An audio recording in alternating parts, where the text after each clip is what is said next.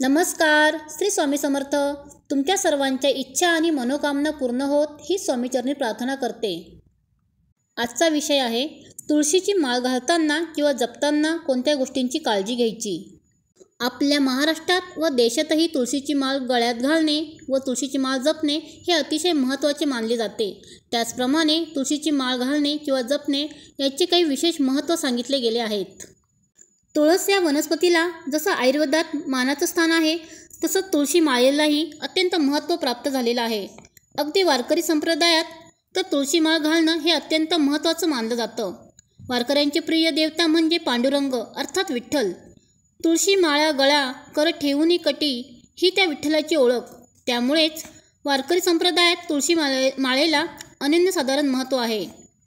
एकदा गळ्यात तुळशीची माळ घातली की तो वारकरी शाकाहाराचा अवलंब करत मुखी विठ्ठलाचं नाम स्मरण करत आपलं आयुष्य जगतो. आपल्या देशातही तुळशीची माळ जपणं किंवा घालणं अत्यंत महत्त्वाचं मानलं जातं.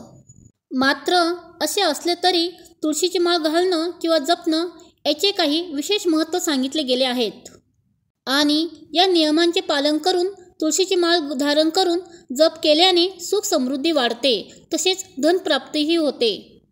काय आहे तुळशीची माळ घालण्याचे विशेष महत्त्व? तुळशीची माळ घातल्याने शांती मिळते, यासोबतच आत्माही शुद्ध होतो. तुळशीची माळ घालण्याआधी त्याचे काही नियम. आधी छान आंघोळ करा. तुळशीच्या माळेलाही गंगाजलात धुवून घ्या.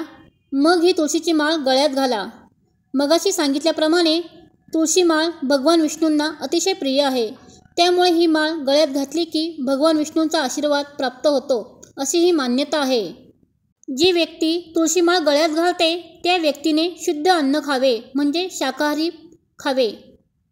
तुळशी माळ गळ्यात घालणाऱ्यांनी मांसाहार आणि अल्कोहोलचे सेवन करू नये. एकदा तुळशी माळ गळ्यात घातल्यावर ती पुन्हा काढू नये.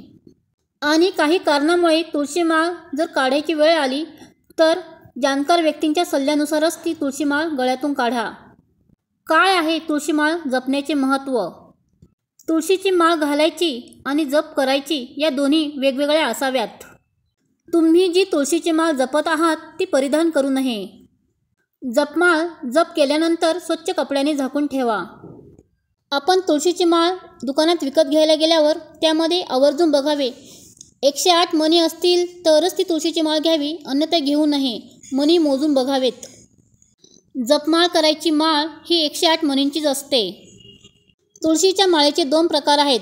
तुळशीच्या माळा 2 प्रकारच्या असतात, श्यामा तुळशी आणि रामा तुळशी. मान्यतेनुसार श्यामा तुळशीची माळ धारण केल्याने सकारात्मक ऊर्जा वाढते आणि मनाला शांती मिळते. यासोबतच आर्थिक फायदाही होतो. तर रामा तुळशीची माळ घातल्याने आत्मविश्वास आणि एकाग्रता वाढते असे मानले जाते.